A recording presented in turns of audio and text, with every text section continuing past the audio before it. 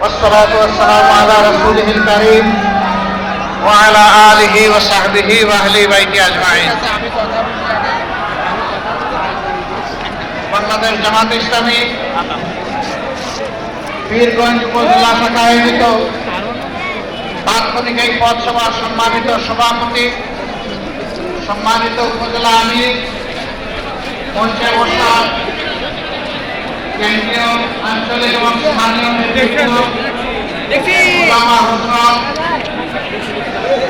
এলাকাবাসী, ভাই ও বোনেরা, সাংবাদিক বন্ধুগণ,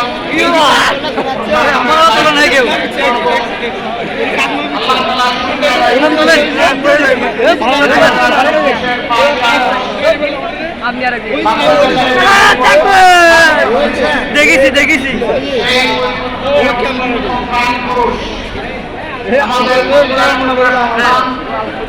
আবু সাইদের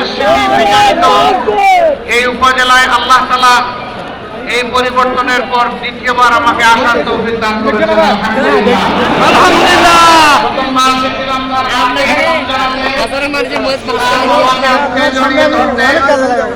তার ভাইগুলাকে মুখে জড়িয়ে ধরতে, আর এসেছিলাম তার বোনদেরকে সান্ত্বনা দিতে। আলহামদুলিল্লাহ, আমি তাদের চোখে মুখে সেদিন দেখেছিলাম স্বাধীনতার দীপ্তি। তারা আমাদের গর্বিত আপনজন। শহীদ আবু সাইদের মাতা পিতা এক সন্তান হারিয়েছেন, কিন্তু বাংলাদেশে তারা কোটি কোটি সন্তান পেয়ে ধন্য হয়েছে। এই সাহসী বীর সেদিন বাংলার মানুষের চোখে আঙুল দিয়ে পথ দেখতে বলেছে। যুব সমাজ সমস্ত অন্যায় এবং অসত্যের বিরুদ্ধে। আমরা কোনো অন্যায় এবং ফ্যাসিজমকে বরদাস্ত করব না। তার এই রক্ত সারা বাংলাদেশের ছাত্র ছাত্রী, যুবক যুবতীদের মধ্যে আগুন ধরিয়ে দিয়েছিল। এই জন্য তাদের স্লোগান ছিল, আমাদের রক্তে লেগেছে আগুন। সমস্ত মায়েরা রাস্তায় নেমে এসেছিল। এই আপনি এই ফ্ল্যাগটা নামান, এটা নামানো নামানো। সমস্ত মানুষ রাস্তায় নেমে এসেছিল। মা তার 10 মাসের কুলের সন্তানকেও নিয়ে এসেছিলেন। সাংবাদিক বন্ধু প্রশ্ন করেছিল, আপনি এই কাজ কি করেছেন? সাংঘাতিক কাজ করেছেন। জিজ্ঞেস করলে, আমি কি সাংঘাতিক কাজ করলাম?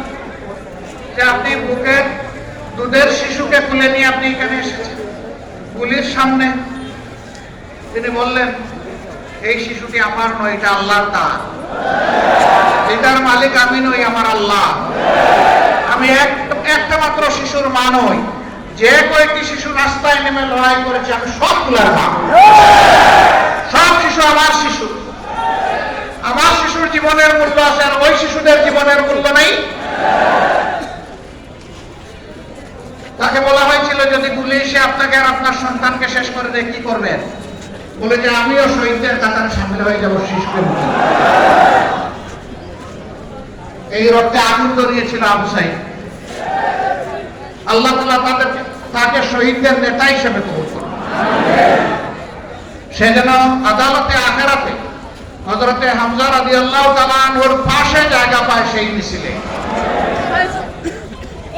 কি স্বপ্ন নিয়ে তারা বুক পেতে সেদিন দিয়েছিল? স্লোগান তাদের একটাই ছিল, উই ওয়ান্ট জাস্টিস।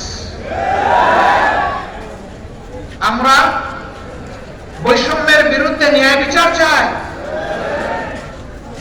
যে সমাজে ন্যায় বিচার কায়েম হয়, সেই সমাজে মানুষের সকল অধিকার প্রতিষ্ঠিত হয়। আর যেই সমাজে ন্যায় বিচার নেই, সেই সমাজে মানুষ কোনো অধিকার পায় না। ন্যায় বিচারের প্রতীক হলো দাড়িপাল্লা। জানেন, আমাদের দলের প্রতীক ছিল দাড়িপাল্লা। ফ্যাসিস্ট স্বৈরাচার যারা বিচার বিভাগকে ধ্বংস করে দলীয় কার্যালয়ে পরিণত করেছিল, আমাদের প্রতীক কেড়ে নিয়েছিল, দলকে নিবন্ধন হারা করেছিল, শেষ পর্যন্ত দিশাহারায় আমাদেরকে নিষিদ্ধ করেছিল। আলহামদুলিল্লাহ, রক্ষা পায় নাই। 4 দিনের মাথায় আল্লাহ তাদেরকেই নিষিদ্ধ করে দিয়েছে। কেন তারা দাড়িপাল্লার বিরুদ্ধে লাগলো? এই প্রতীক যদি বাংলাদেশের তাজা জীবন্ত হয়, এই প্রতীক যদি সংসদে যায়, এই প্রতীক হাতে নিয়ে যদি মানুষ দেশ শাসন করে, তাইলে সেই দেশে আইনের শাসন কায়েম হবে।